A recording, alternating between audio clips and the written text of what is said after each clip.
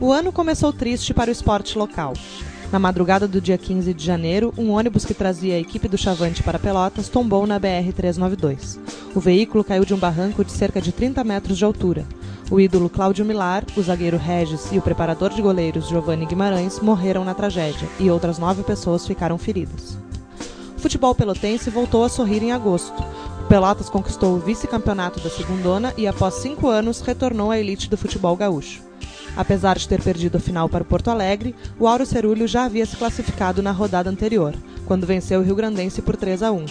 Os torcedores lotaram a Boca do Lobo e saíram em festa pela cidade. Depois da má participação na segunda divisão, o Esporte Clube Rio Grande viveu momentos dourados na segunda metade do ano. Pela primeira vez, o tricolor realizou partidas noturnas no estádio Arthur Lawson, com a estreia do sistema de iluminação. Somado a isso, o clube fez uma ótima campanha na Copa Arthur da Legrave, chegando às oitavas de final. No dia 2 de outubro, uma informação que veio da Dinamarca fez o Brasil inteiro vibrar. Pela primeira vez na história, uma cidade da América do Sul havia sido escolhida para sediar as Olimpíadas. Após uma disputa acirrada com Madrid, Chicago e Tóquio, o Comitê Olímpico Internacional elegeu o Rio de Janeiro para receber os Jogos de 2016. O primeiro mês de 2009 foi marcado pelas intensas chuvas, que ocasionaram enchentes e desalojaram centenas de pessoas na zona sul do estado. Tudo que os moradores de diversos pontos da região levaram anos para construir foi perdido nas enxurradas. Em julho e agosto, a qualquer sintoma de tosse, o pânico se instalava. A gripe A assustou o mundo e, em Pelotas, fez com que fossem proibidas algumas programações culturais, além de levar escolas e universidades a suspenderem as aulas por cerca de um mês. Não foi pequena a quantidade de pessoas utilizando a máscara de proteção. A doença matou mais de 200 pessoas em todo o estado. Comumente atrapalhando a passagem dos pedestres e causando mau cheiro, o lixo espalhado pelas ruas foi uma constante reclamação da comunidade pelotense durante o ano de 2009. Em novembro, houve substituição da empresa responsável pelo recolhimento e, em dezembro, a assinatura de um convênio sinalizou a implantação da coleta seletiva na cidade. Na praia do Cassino, temporais fizeram com que o mar recuasse e causasse estranhamento nos banhistas, devido à água marrom e cheia de lama. Alguns surfistas não conseguiram vencer o fenômeno e ficaram presos, sendo resgatados por salva-vidas. Hipóteses foram levantadas para a causa do problema, entre elas a contribuição dos procedimentos de dragagem. A Diocese de Pelotas também teve mudanças em 2009. Em julho, o Papa Bento XVI nomeou Jacinto Bergman, de 58 anos, o novo bispo da cidade. Bergman substituiu Dom Jaime Quemelo, que renunciou por motivos de idade.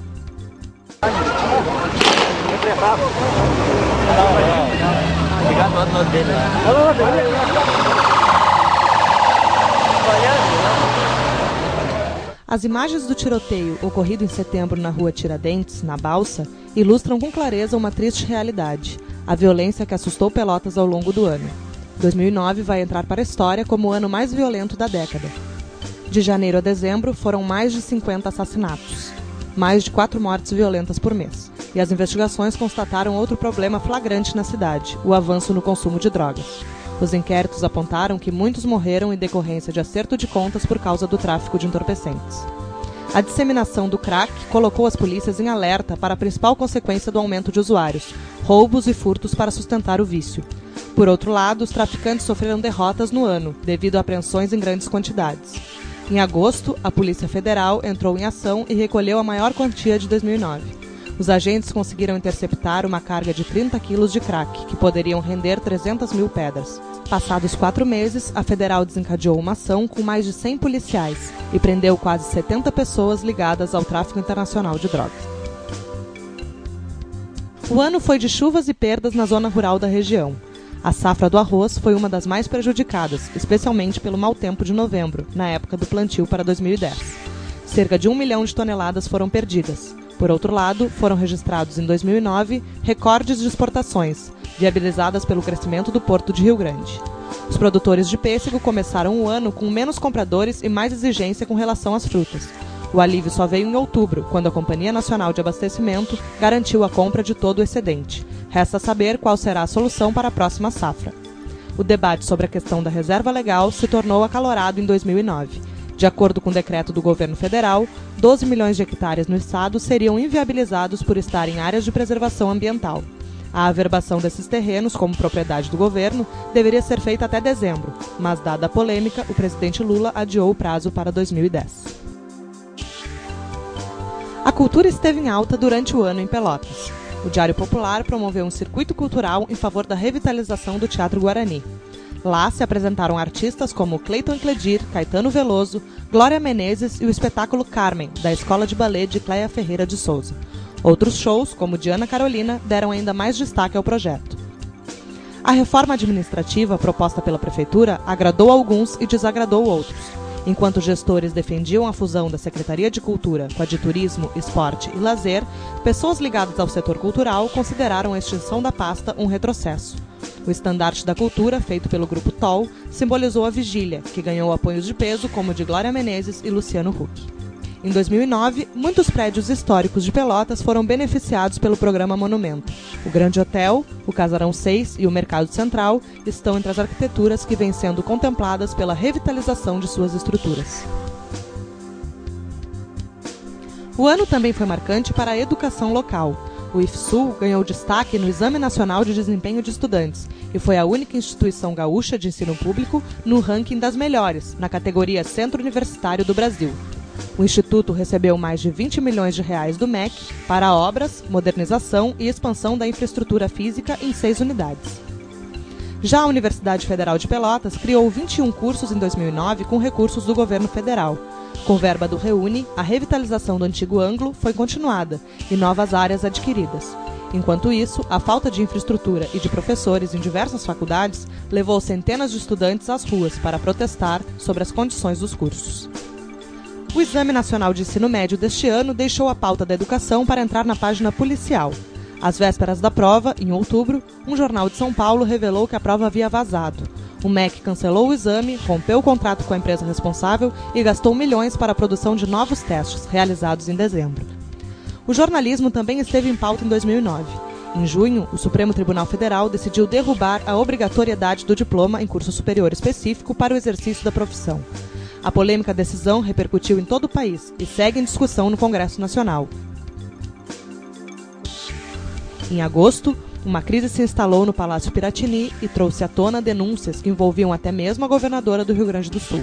2 meses depois, a Justiça decidiu excluir Ieda Cruzes do processo, por considerar que governantes devem ser julgados por tribunais políticos, no caso, a Assembleia Legislativa. Para isso, foi criada uma CPI. Após 4 meses de reuniões repletas de obstáculos por falta de quórum nas votações, o relatório final concluiu que não havia provas da existência do esquema de corrupção no governo do estado. O projeto que aumenta o número de vereadores por município também gerou polêmica ao longo de 2009. A chamada PEC dos vereadores foi aprovada em setembro e alterou os ânimos daqueles que pensavam poder tomar posse ainda no atual mandato. Em Rio Grande, os suplentes protagonizaram uma cena constrangedora. Eles invadiram o plenário para reivindicar suas vagas e causaram tumulto na Câmara. Em Pelotas, o ano foi marcado por impasses entre Prefeitura e Câmara de Vereadores. Inúmeros projetos aprovados no Legislativo tiveram como barreira os vetos do prefeito Fetter Júnior, inclusive leis propostas por aliados do governo. Entre elas, a mais polêmica foi a Antifumo, que proíbe o consumo de tabaco em ambientes fechados de uso coletivo e entrou em vigor em 28 de novembro. A esperança marcou o cenário internacional no início de 2009. A posse do presidente dos Estados Unidos, Barack Obama, em janeiro, levou uma multidão às ruas de Washington. Promessas de luta pela paz fizeram do primeiro líder negro do país o símbolo da humanização na política mundial. Suas intenções de acabar com a guerra do Iraque e de reformar o sistema de saúde americano esbarraram no Congresso. Mesmo assim, a coragem de dialogar rendeu a Obama o Prêmio Nobel da Paz em outubro. Na América Latina, o representante das elites de Honduras, Roberto Micheletti, depôs o presidente das camadas populares, José Manuel Zelaya, alegando que ele pretendia a reeleição. Mesmo com toda a pressão internacional contra o governo golpista, Zelaya não conseguiu voltar ao poder e acabou exilado em seu próprio país, dentro da embaixada brasileira.